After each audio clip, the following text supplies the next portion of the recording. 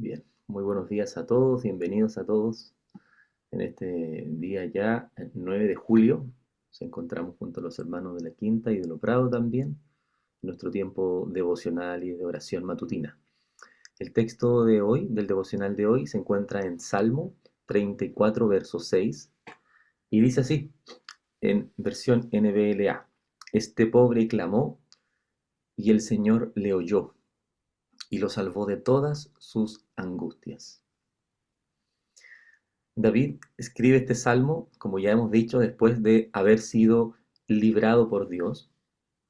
Su testimonio no exalta su ingenio ni su fortaleza, sino que exalta la fidelidad del Señor hacia quien reconoce humildemente su necesidad. Recordemos que había sido de alguna forma librado del propio rey de los judíos y había caído en mano ahora del rey enemigo, después de él haber sido un soldado, habiendo matado a muchos soldados enemigos. Imagínense ahora caer en manos de el rey enemigo. Y Dios lo libre incluso de eso. Así que su sentimiento, su gratitud era inmensa hacia el Señor. Y él reconoce que es el Señor quien lo libró. Y la primera palabra que llama la atención en este versículo es pobre. ¿Ya? Él dice, este pobre clamó.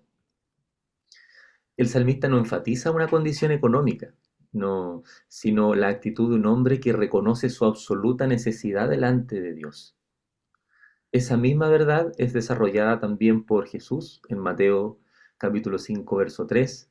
El texto dice, bienaventurados los pobres en espíritu, pues de ellos es el reino de los cielos. El pobre en espíritu comprende que nada posee para presentarse delante de Dios y que depende completamente de su gracia. Eh, el teólogo R.C. Sproul explica que la pobreza de espíritu consiste en reconocer nuestra bancarrota moral y espiritual delante de Dios. No es una debilidad psicológica, sino finalmente humildad nacida al contemplar la santidad de Dios y nuestra incapacidad para salvarnos por nosotros mismos. Solo quien reconoce esa realidad puede descansar completamente en la gracia de Cristo. Entonces David está diciendo, este pobre clamó, se está reconociendo necesitado, completamente necesitado del Señor. ¿Realmente nos consideramos necesitados delante de Dios, hermano? ¿Qué significará vivir diariamente como un pobre en espíritu? ¿Nuestra vida refleja dependencia del Señor o refleja una autosuficiencia? No es necesario levantarse por la mañana y decir, soy autosuficiente para vivir como un autosuficiente, ¿cierto?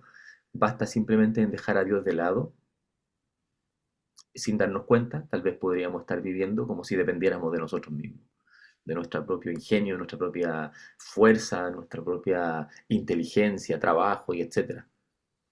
¿A quién acudimos primero cuando enfrentamos dificultades? ¿Vamos a Dios? ¿Vamos al Señor?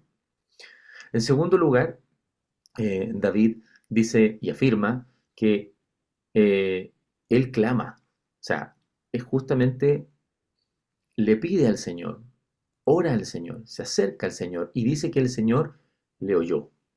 Dios nunca permanece indiferente, hermanos, al clamor de sus hijos. Él está cercano al quebrantado, atento a la oración del humilde. El creyente no ora al vacío. Un ratito más vamos a presentar delante del Señor todas nuestras necesidades, vamos a interceder por distintas necesidades. Y debemos recordar eso, tener en mente esto. No oramos al vacío. Clamamos a un Dios que es nuestro Padre, que está presente. ¿Ya? Y les recuerdo algunos textos también paralelos a esta idea que nos ayuden a recordar también. En el Nuevo Testamento, en Mateo 7:7 al 8, dice, pidan y se les dará, busquen y hallarán, se les abrirá. Porque todo el que pide recibe y el que busca halla y al que llama se le abrirá. El Señor escucha, está atento ahí. Eh, Apocalipsis 3:20, perdón, dice que Él está a la puerta, llama si alguien oye su voz, Él entra, cena con Él. Entonces, Dios siempre está ahí, interesado. Isaías 57 dice, porque así dice el alto y sublime que vive para siempre, cuyo nombre es santo. Yo habito en lo alto y santo, y también en el contrito y humilde de espíritu, para vivificar el espíritu de los humildes y para vivificar el corazón de los contritos. Entonces, ante problemas o ante necesidades, le clamamos a Dios, acudimos a la persona correcta. ¿Estamos seguros de que estamos acudiendo a la persona correcta? En tercer y último lugar, para ir finalizando, dice el texto, y lo salvó de todas sus angustias. Cristo.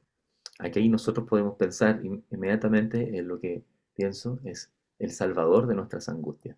El salmista declara que Dios lo salvó, ¿cierto?, de todas sus angustias. En David esta liberación tuvo una expresión concreta, en el momento, delante del rey, ¿cierto? Una expresión histórica. Sin embargo, esta verdad alcanza su plenitud en Jesucristo, hermanos. Él no solo nos libra conforme a su perfecta providencia de las aflicciones temporales, sino que nos ha salvado del pecado, de la condenación y de la muerte eterna. Y aun cuando atravesamos pruebas, podemos descansar en Cristo, en que Cristo permanece con nosotros y un día quitará para siempre toda angustia. Por eso nuestro clamor nunca termina en desesperanza, sino en la certeza de que nuestro Salvador reina y sostiene a los suyos. Les invito a orar. Señor, muchas gracias te damos por tu palabra, muchas gracias por el testimonio de David, muchas gracias Señor porque es sin duda un testimonio que hoy día fortalece nuestro espíritu, fortalece la vida de cada una de las personas, Señor, que escucha tu palabra, Señor. No podemos quedar indiferentes. Vemos, Señor, como tú oyes, Señor, como tú participas, como tú siempre estás atento al cuidado de tus hijos y también lo hemos visto en nuestra vida, Señor. Te damos gracias por esto, Señor. Te alabamos por esto y pedimos tu dirección en todo lo que haremos, Señor, en todo este tiempo. Te pido que fortalezcas a aquel que está decaído, a aquel que está pasando alguna aflicción, a aquella persona que está con algún problema, Señor, que tú puedas oírle así como oíste el clamor de David, Señor, y ayudarle en sus aflicciones, Señor. Oramos en el nombre de Jesús. Amén.